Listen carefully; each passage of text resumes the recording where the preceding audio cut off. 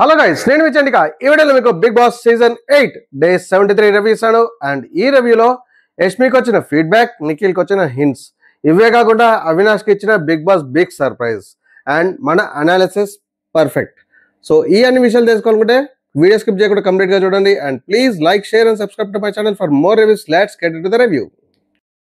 Open చేసే Bigg Boss house లోకి యష్మి వాళ్ళ ఫాదర్ వచ్చాడు. అండ్ యష్మి చాలా హ్యాపీగా ఫీల్ అయింది. అండ్ బిగ్ బాస్ కి అయితే ఒక 10-20 సార్లు థ్యాంక్స్ చెప్పింది. యష్మి వాళ్ళ ఫాదర్ చాలా క్లియర్ గా చెప్పాడు, పుల్లిలాగా ఆడావు స్టార్టింగ్ లో, అండ్ ఇప్పుడు నీ గేమ్ నువ్వు ఆడట్లేదు, వేరే వాళ్ళ కోసం ఆడుతున్నావు, వాళ్ళ గురించి ఆడడం మానేసి సొంతంగా ఆడు, డెఫినెట్ గా కప్పు కొడతావు. సో గైస్, నా ప్రకారంగా అయితే యష్మి వాళ్ళ ఫాదర్ చాలా బాగా చెప్పాడు అండ్ కరెక్ట్ గా చెప్పాడు. సో యష్మి ఇప్పుడు కూడా ఫాలో అవ్వకపోతే డెఫినెట్ గా టాప్ 5 లో చూడలేము. అండ్ ఎస్, చాలా మంది నాకు కమెంట్ చేస్తున్నారు యష్మి బాగా ఆడుతుంది, యష్మి మంచిగా ఆడుతుంది అని చెప్పేసి. బట్ మీకు అర్థమవుతుందా, యష్మి వాళ్ళ పేరెంట్స్ యాక్సెప్ట్ చేస్తారు తను గ్రూప్ గేమ్ ఆడుతుంది, తన కోసం ఆడట్లేదు అని చెప్పేసి. ఎస్, తను గ్రూప్ గేమ్ మానేసేయాలి, డైరెక్ట్ ఆడాలి అండ్ కన్నింగ్ గేమ్స్ మానేసేయాలి. డెఫినెట్ గా టాప్ 5 లో ఉంటుంది. మీకేమనిపిస్తుందో కమెంట్స్ లో చెప్పండి గైస్. కరెక్ట్ గా ఆడితే కే బ్యాచ్ ఆడుతున్నారా, లోకల్ బ్యాచ్ ఆడుతున్నారా అనేది ఇంపార్టెంట్ కాదు, కానీ గేమ్ కరెక్ట్ గా ఆడకపోతే ఇంకోళ్ళని చీట్ చేసుకుంటూ ఆడుతుంటే, అంటే ఫ్రంట్ ఒకటి మాట్లాడడము, బ్యాక్అవుట్ ఒకటి మాట్లాడడం అయితే డెఫినెట్ గా ఆడియన్స్ అందరికీ నచ్చదు. మేబీ నీ ఫ్యాన్స్ నీకు ఓటేస్తారేమో కానీ మిగతా వాళ్ళందరూ ఓట్ వేయరు. దానివల్ల నువ్వు నీ ఫ్యాన్స్ ఓటేస్తే డెఫినెట్ గా ఈ ఒక షోనే కాదు, ఎప్పుడు కూడా నీ మూవీ అయినా కానీ ఏదైనా కానీ నీ ఫ్యాన్స్ చూస్తే నడవదు, జనాలు అందరు చూస్తేనే నడుస్తుంది. సో సిమిలర్ గా గేమ్స్ చాలా కరెక్ట్ గా ఆడాలి అండ్ జెన్యున్ గా ఆడాలి, మాస్ ప్లే కూడా ఆడాలి. అండ్ వాళ్ళ ఫాదర్ క్లియర్ గా చెప్పాడు, నీకేమైనా ఉంటే కనుక బయట మాట్లాడుకో, తర్వాత నీ ఎక్స్ప్రెషన్స్ అవన్నీ కూడా లోపల దాచుకో, ఎక్కడ కూడా బయట పెట్టద్దు అని చెప్పడం క్లియర్ గా చెప్పాడు. సో యష్మి ఇప్పటికైనా గేమ్ మార్చుకోవాలి. ఇంత క్లారిటీ తోటి ఇంకా ఎవ్వరు చెప్పరు, నాట్ ఈవెన్ నాగార్జున గారు కూడా చెప్పరు. సో బయట నుంచి వచ్చిన హింట్ తను వాడుకొని అట్లీస్ట్ టాప్ 5 వరకు వెళ్ళాలని నేను అనుకుంటున్నాను. మీకేమనిపిస్తుందో కామెంట్స్ చెప్పండి గైస్. చేస్తే నిఖిల్ వాళ్ళ మదర్ వచ్చింది. నిఖిల్ కూడా చాలా ఎమోషనల్ కి గురయ్యాడు. అండ్ నిఖిల్ పర్సనాలిటీ చూస్తే, అంటే ప్రభాస్ సినిమాలో బాహుబలిలో ఒకటి గుర్తొస్తుంది, ఎంతటి వాడైనా కానీ అమ్మ ప్రేమకి లొంగిపోతాడు అన్నట్టు. సో నిఖిల్ కూడా ఎక్స్ప్రెషన్ అంతా బాగుండే. నిఖిల్ కూడా చాలా బాగా, అంటే హ్యాపీ మూమెంట్ నిఖిల్కి, ఇది మెమొరబుల్ మూమెంట్ అనుకుంటున్నాను నేనైతే. సో నిఖిల్ వాళ్ళ మదర్ కూడా సేమ్ చెప్పింది, గ్రూప్ గేమ్ ఆడకు, వేరే వాళ్ళతో దూరంగా ఉండు, వైతో దూరంగా ఉండు, పీతో దూరంగా ఉండు అని చెప్పేసి. అండ్ పృథ్వీని అంతనే మంచిగా తీసుకుంది దగ్గరికి, బట్ స్టిల్ గ్రూప్ గేమ్ ఆడొద్దు, నీ గురించి నువ్వు ఆడుకోమని చెప్పింది. అంత క్లియర్ గా చెప్పినాక కూడా ఒకవేళ వాళ్ళకి స్టిల్ గ్రూప్ గేమ్స్ ఆడుతుంటే, కన్నింగ్ గేమ్స్ ఆడుతుంటే డెఫినెట్ గా వాళ్ళ గేమ్ దెబ్బతింటుంది. మేబీ నిఖిల్ టాప్ 5 లో ఉంటుండొచ్చు, టాప్ 3 లో ఉంటుండొచ్చు, టాప్ 2 లో ఉంటుండొచ్చు. బట్ ఆడియన్స్ అందరు పోల్ చేయాలంటే డైరెక్ట్ గేమ్ ఆడాలి, కరెక్ట్ గేమ్ ఆడాలి, ఆడియన్స్ అందరినీ గెలుచుకోవాల్సిందే. అవినాష్ వాళ్ళ వైఫ్ అను వచ్చారు. అండ్ అవినాష్ కూడా చాలా హ్యాపీగా ఫీల్ అయ్యాడు. అండ్ అవినాష్ కి ఫుల్ సర్ప్రైజెస్ ఇచ్చాడు బిగ్ బాస్.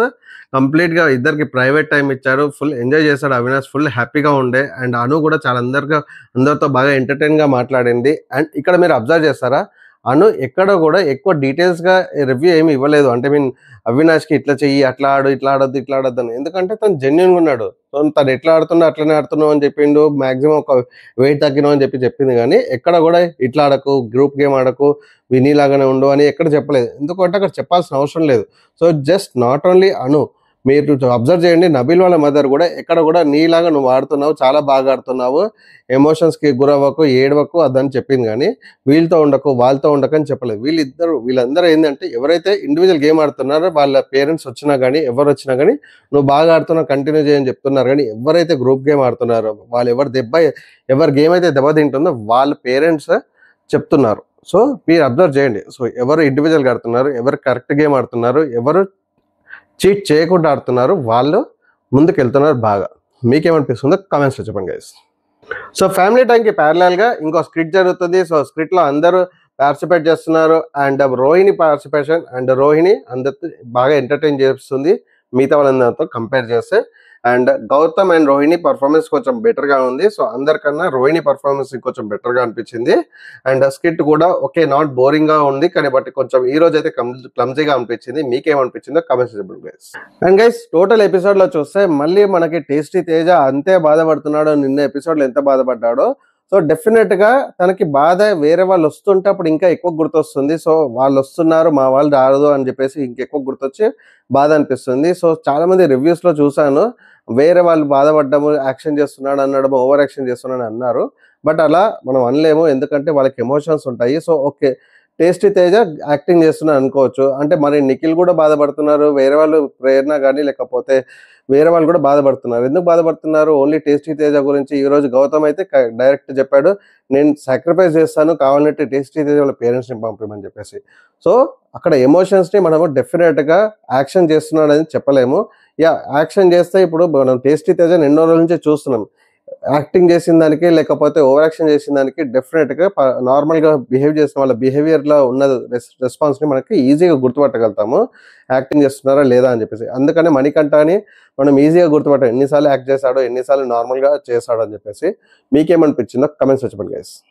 సో గైస్, నా ప్రకారంగా అయితే ఓటింగ్ సిస్టమ్ అనేది మనం ఎలా సెలెక్ట్ చేసుకోవాలంటే, ఏ క్యాండిడేట్ అయితే మంచిగా ఆడుతున్నాడు, ఏ క్యాండిడేట్ అయితే బాగా ఎంటర్టైన్ చేస్తున్నాడు, ఏ క్యాండిడేట్ అయితే మిగతా వాళ్ళందరూ కలిసి చీట్ చేస్తున్నారు, అండ్ ఆ క్యాండిడేట్ అర్థమైనా కానీ అర్థం లేకుండా ఉండటము, లేకపోతే అర్థమైనా కానీ వాయిస్ రేజ్ చేయలేకపోవడం, ఇలాంటి వాళ్ళకి మనం సపోర్ట్ చేస్తే, ఇలాంటి వాళ్ళకి వాళ్ళు నామినేషన్ టైంలో ఉన్నప్పుడు మనం సపోర్ట్ చేస్తే డెఫినెట్గా వాళ్ళ లైఫ్లో కానీ బయటకు వస్తారు, పైకి వస్తారు.